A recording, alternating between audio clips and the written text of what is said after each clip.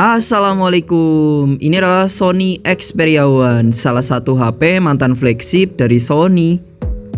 Untuk performanya sendiri, HP ini tuh bener-bener di tahun ini masih cukup banget ya. Apalagi buat main game-game berat kayak Genshin Impact pun masih bisa dilibas dengan sangat mulus. Gak ada frame drop yang berarti ya ketika ada war-war gede kayak gini. Jadi enak banget ya untuk animasinya. Dan grafisnya di sini pun saya setel di grafis menengah ya.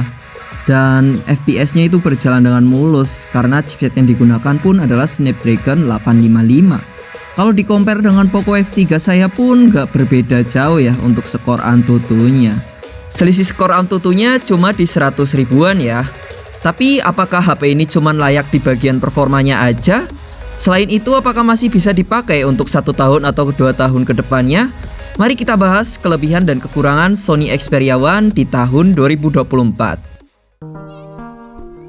Desain dan body. Dari segi desainnya sendiri, HP ini menggunakan rasio film ya 21:9. Jadi di bagian layarnya sendiri ini cukup spesial ya dibandingkan HP-HP yang lain.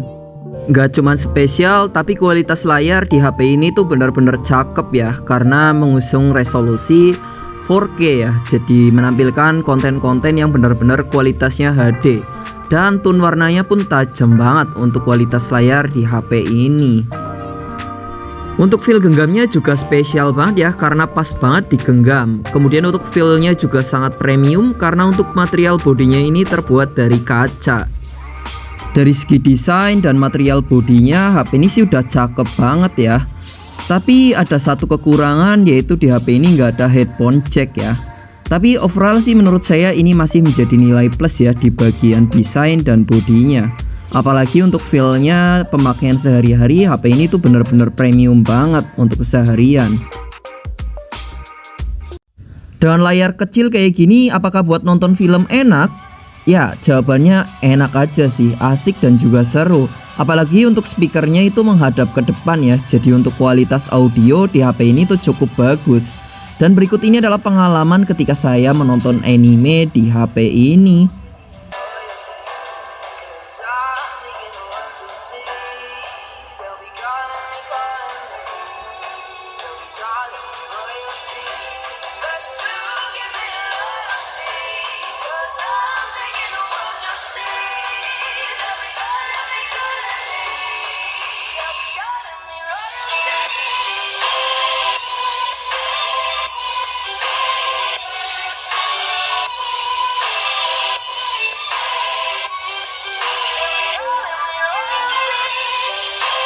Untuk di bagian ini sih menurut saya HP ini udah enak banget ya untuk scrolling, multimedia. Kayak seru-seruan di HP ini tuh asik aja sih. Apalagi untuk layarnya rasionya ini panjang banget, jadi bisa nampilin konten lebih banyak. Yang paling kurangnya dari HP ini tuh paling di pengoperasian sehari-hari, yaitu di bagian fingerprintnya ya. Untuk fungsi fingerprintnya di HP ini udah lumayan lemot ya kalau di tahun ini. Kayak kadang miss juga sih, kayak nggak kepencet-pencet. Yang paling minus itu bagian ini aja sih. Selain itu untuk bagian multimedia di HP ini tuh udah oke banget. Performa dan baterai. Ini adalah salah satu hal klimaks ya dari HP ini.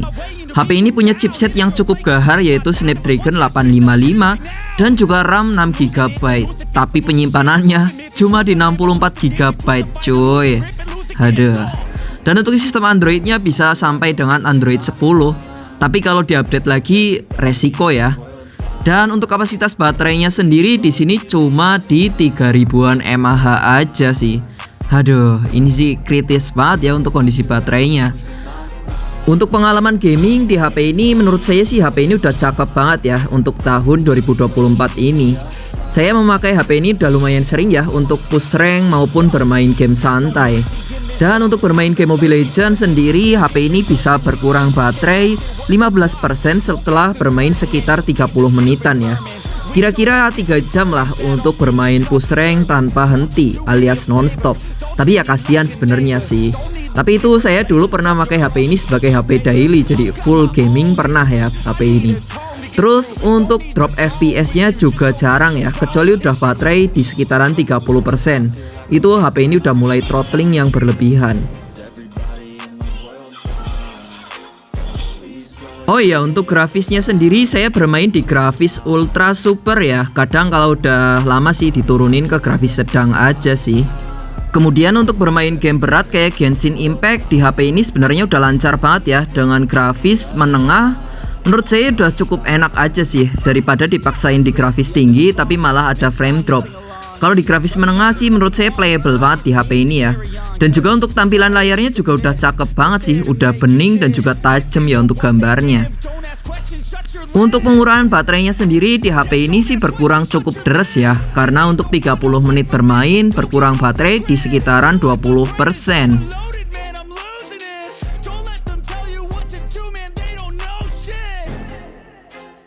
Dan untuk suhu bodi dari HP ini sebenarnya udah cukup lumayan anget ya, karena bisa tembus di 42 derajatan.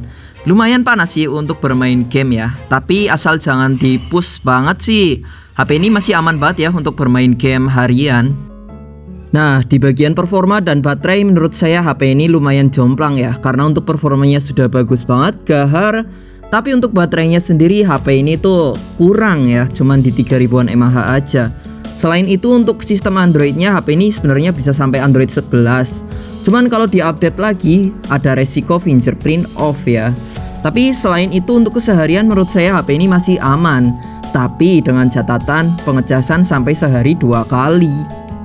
Lanjut ke bagian kamera, HP ini adalah salah satu HP dengan kamera terbaik ya menurut saya.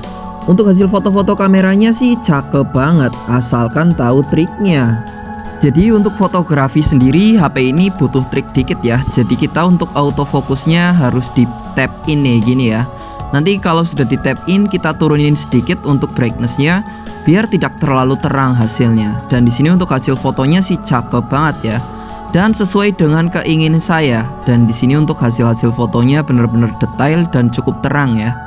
Dan jika tidak di tap in alias auto, hasilnya agak gelap dikit ya untuk fotonya, jadi kurang maksimal aja sih. Padahal untuk hasil fotonya udah bagus buat kamera ini, tapi emang harus ada sedikit tricky ya. Dan ini adalah beberapa foto dari kamera HP ini.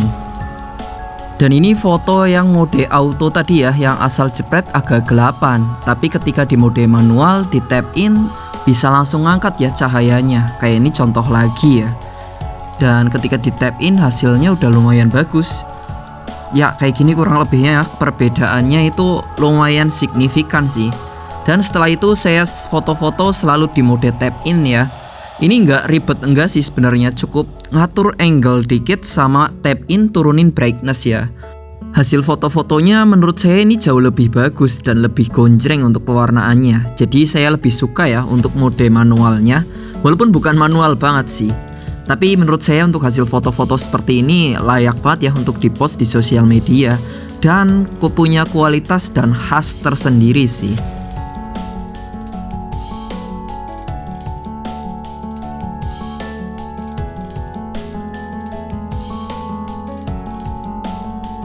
Untuk foto selfie-nya sendiri pun hasilnya nggak berbeda jauh ya. Untuk kamera depan maupun kamera belakangnya hasilnya sama-sama bagus. Untuk pewarnaannya hampir sama, nggak berbeda jauh. Jadi menurut saya sih kualitas kamera depan dan kualitas kamera belakangnya sama aja ya, sama-sama bagus. Kemudian untuk fotografi di malam hari ini fotonya agak nggak konsisten ya guys ya. Kadang bagus, kadang jelek. Jadi emang bener-bener kita harus ngatur kontrasnya bener-bener ya. Jadi ini banyak sekali percobaan yang saya lakukan biar dapat hasil foto yang bagus. Dan beberapa kali lebih sering yang jelek ketimbang yang bagus. Tapi kalau sabar sih bisa dapat foto-foto yang bagus juga. Jadi ya intinya kalau foto malam hari di HP ini tuh yang penting sabar aja, nanti bisa dapat angle dan kualitas foto yang bagus.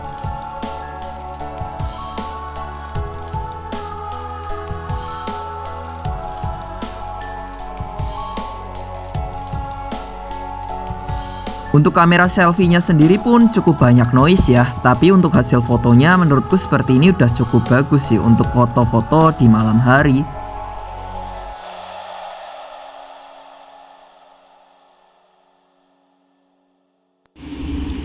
Ini adalah kamera Sony Xperia One 1080 30 fps.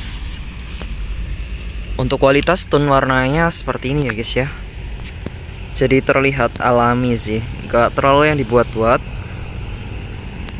Untuk stabilisasinya seperti ini ya guys ya. Udah lumayan stabil untuk 1080 30 fps. Kita coba untuk perpindahan lensanya.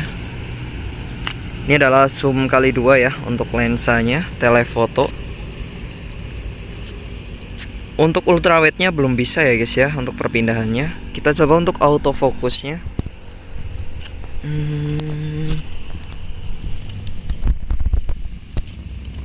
Untuk autofokusnya sih udah lumayan cepet ya. Oke, nice. Untuk resolusi 1080 60 fps-nya di sini juga udah lumayan bagus untuk tone warnanya. Cuman sayangnya untuk stabilisasinya masih belum terlalu oke ya. Jadi lebih stabil di 1080 30 fps-nya.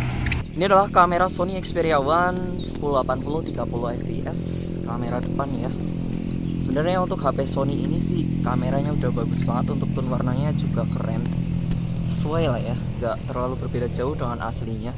Cuman sayangnya dihitungnya aja sih, untuk stabilisasinya di beberapa kondisi tuh kayak kurang stabil dan kurang konsisten. Selain itu sih, asalkan pinter-pinter aja ngambil lokasinya sih, HP ini udah bagus banget untuk kameranya. Kalau backlight bisa kayak gini guys ya. Jadi bener-bener harus pinter-pinter sih kalau pakai Sony Xperia One di bagian kamera. Oke, nice. Di bagian kamera, HP ini agak kurang konsisten ya untuk hasil-hasil fotonya. Tapi kalau kita memaksimalin mode manualnya di HP ini, tentunya untuk foto-foto udah bagus banget. Apalagi kamera HP ini sebenarnya adalah salah satu kamera HP terbaik menurut saya.